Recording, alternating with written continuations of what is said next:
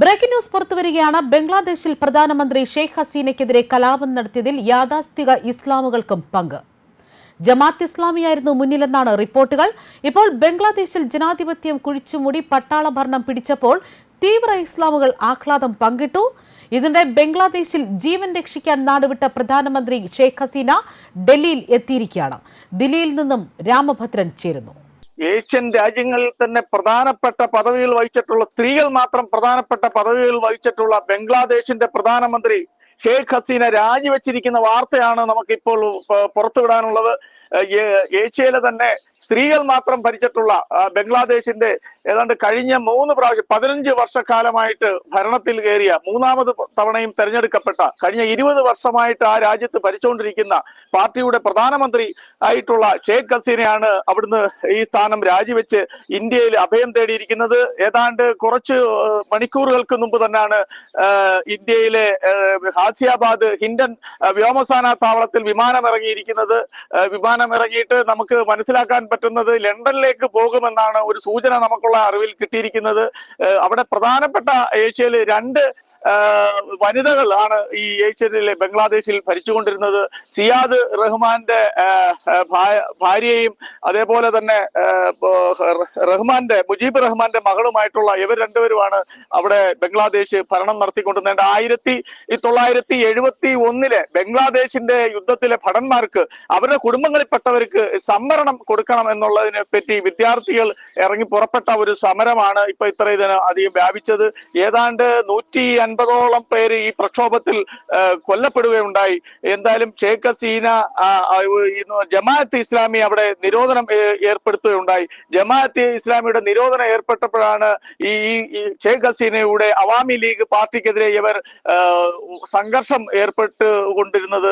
പട്ടാളക്കാരും ജനങ്ങളോടൊപ്പം പട്ടാളത്തെ വിശ്വസിച്ചുകൊണ്ടിരുന്നപ്പോൾ ജനങ്ങളോടൊപ്പം എന്ന് പറഞ്ഞത് ആണ് ഷെയ്ഖ് ഹസീനയ്ക്ക് ഈ രാജിവെക്കേണ്ടത്. ജനങ്ങൾ എന്ന് പറഞ്ഞാൽ ഭരണാധികാരികൾ ജനങ്ങളോടൊപ്പമാണ്. അപ്പൊ ഭരണാധികാരികളോടൊപ്പം എന്ന് പറയുന്നതിന് പകരം പട്ടാളക്കാര് ജനങ്ങളോടൊപ്പം എന്ന് പറഞ്ഞപ്പോൾ ഉള്ള സംശയത്തിന്റെ ഇതിലാണ് രാജിവെക്കാനുണ്ടായ കാര്യം. അതല്ല, അവിടെ 30% സംവരണം ഇപ്പം ഏർപ്പെടുത്തിയത് അത് പിൻവലിച്ചു. ഈ പിൻവലിച്ചിട്ട് പോലും പ്രക്ഷോഭകർ മാറിയിട്ടില്ല. നമുക്കറിയാം, ഇവിടെ തന്നെ ഈ കർഷക സമരം എന്നും പറഞ്ഞിട്ട് ഇവരെ ഇറങ്ങി വന്ന് ഇവിടെ നമ്മുടെ രാജ്യത്ത് പ്രക്ഷോഭം ഉണ്ടാക്കാൻ തുനിഞ്ഞെങ്കിലും അതൊക്കെ നമ്മൾ അടിച്ചമർത്തപ്പെട്ടു. പക്ഷെ അവിടെ 15 കർമ്മ പദ്ധതിയും ഇട്ട് ഇവരൊരു 157 കൺവീനർമാരുമായിട്ടാണ് ഈ സമരത്തെ നേരിടാൻ തുടങ്ങിയത്.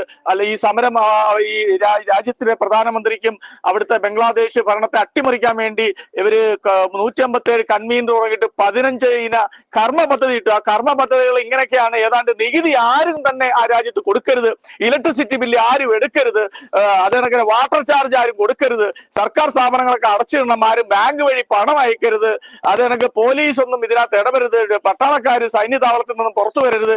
അങ്ങനെ രാജ്യത്ത് തന്നെ ലോകത്ത് തന്നെ ഒരിടത്ത് പോലും ഇത്തരത്തിൽ കർമ്മ പദ്ധതിയായിട്ട് വന്നാൽ ഒരു രാജ്യത്തിനും അംഗീകരിച്ചു കൊടുക്കാൻ പറ്റത്തില്ലെന്ന് നമുക്ക് ഏവർക്കും അറിയാം. ഇത്തരത്തിലൊരു കർമ്മ പദ്ധതിയുമായിട്ടാണ് സമരത്തിന് ഇറങ്ങി വന്നത്. ഏകദേശം നമുക്കറിയാം, പാകിസ്ഥാനിലും ബംഗ്ലാദേശിലും ഏതൊരു പട്ടാളത്തിന് ഭരണഘടനാ തത്വപരമായിട്ട് അവകാശങ്ങൾ അവിടെ വളരെ വലിയ കൂടുതലാണ്. ആ പട്ടാളത്തിന്റെ ഭരണഘടനാ അവകാശങ്ങൾ കൂടുതലുള്ളത് കൊണ്ടാണ് ഇത്തരത്തിൽ വരുന്നത്. നമ്മുടെ രാജ്യത്ത് നമ്മുടെ ഭരണഘടന നമ്മളെ ബലത്തിൽ നമുക്കുള്ള രാജ്യത്ത് അങ്ങനെയുള്ള ഭയപ്പാടുകളോ ചിന്തകളോ വരേണ്ട കാര്യമില്ല. ഈ പാകിസ്ഥാനിലും ബംഗ്ലാദേശിലും ഒക്കെ ഇത്തരത്തിൽ സംഭവിക്കുന്നതിന്റെ കാരണം അവിടെ പട്ടാളത്തിന് ഈ ഭരണഘടനാ തത്വപരമായ അവകാശങ്ങൾ ഇങ്ങനെ കൊടുത്തുകൊണ്ടാണ്. അവാമി ലീഗാണ് ഷെയ്ഖ് മുജീബ് റഹ്മാൻ 1971 മുതൽ ഏതാണ്ട് 2018 വരെ ഏതാണ്ട് 48 വർഷക്കാലം അവിടെ നിലനിന്നത്. 55% സംവരണം. അവര് പറയുന്നത് അന്ന് യുദ്ധത്തിൽ പങ്കെടുത്ത സൈനികരുടെ മക്കൾക്കും കുടുംബക്കാർക്കും എല്ലാം സർക്കാർ സംവിധാനങ്ങളിലെല്ലാം ജോലി കൊടുക്കണം. നമുക്ക് ആലോചിച്ച് നോക്കും, ഇവിടെ സ്വാതന്ത്ര്യത്തിന് പോരാടിയ ആ പാർട്ടിക്കാർക്ക് അവരുടെ കുടുംബക്കാർക്ക് മാത്രം ഈ സംവരണം കൊടുക്കണമെന്ന് പറഞ്ഞാൽ എന്തൊരു നിരുത്തരവാദപരം. അല്ലെങ്കിൽ എന്ന് ആലോചിച്ച് നോക്കൂ, നമ്മൾ ഇവിടുത്തെ സംഘടനകൾ SC അധസ്ഥരായിട്ടുള്ളവർക്കും അങ്ങനെ അങ്ങനെയൊക്കെയാണ് നമ്മൾ സംവരണം കൊടുക്കുന്നത്. പക്ഷേ ബംഗ്ലാദേശിൽ അത്തരത്തിലല്ല. അന്ന് സമരത്തിൽ അവര് പട്ടാളത്തിൽ അന്ന് യുദ്ധത്തിന് നേരിട്ടവർക്കുടെ മക്കൾക്കും കുടുംബങ്ങൾക്കും കൊടുക്കണമെന്നും പറഞ്ഞ് ഉള്ള സമരത്തിന്റെ പ്രക്ഷോഭമാണ് ഇന്നിവിടെ ഈ ഒരു രാജിയിൽ കലാശിച്ചിരിക്കുന്നത്. എന്തായാലും സുരക്ഷിതമായിട്ട് ഇന്ത്യ എല്ലാ രീതിയിലും ഒരു സ്ത്രീ എന്നുള്ള പരിഗണന അവര് ബംഗ്ലാദേശ് കൊടുത്തില്ലെങ്കിലും നമ്മുടെ രാജ്യം സ്ത്രീ എന്നുള്ള പരിഗണന കൊടുക്കുകയും എല്ലാ സൗകര്യങ്ങളും എല്ലാ സഹായങ്ങളും വാഗ്ദാനം ചെയ്യുകയും ഉണ്ടായിട്ടുണ്ട്. എന്തായാലും ഹിൻഡൻബർഗ് വ്യോമസേനാ താവളത്തിലാണ് വിമാനം ഇറങ്ങിയിരിക്കുന്നത്. ഷെയ്ഖ് ഹസീന ജമാഅത്ത് ഇസ്ലാമി സംഘടനയെ നിരോധിച്ചതിന്റെ ആ ഒരു വൈരാഗ്യ ബുദ്ധിയോടുള്ള പ്രക്ഷോഭമാണ് ജനങ്ങൾ കൊല്ലപ്പെടാനും അക്രമങ്ങളും ഒക്കെ ആയിട്ട് വന്നത്. പട്ടാളക്കാർക്കെതിരെയും ജനങ്ങൾക്കെതിരെയും തെരുവീതികളിൽ പോരാടുന്നതും ആക്രമിക്കുന്നതും ഒക്കെ ആയിട്ടുള്ളതാണ് നമുക്ക് കാണാൻ അവിടുത്തെ മാധ്യമങ്ങളിൽ കൂടി ദൃശ്യ മാധ്യമങ്ങളിൽ കൂടി കാണാൻ കഴിയുന്നത്. എന്തായാലും ഇവിടെ ന്യൂഡൽഹിയിലാണ് എത്തിച്ചേർന്നിരിക്കുന്നത്.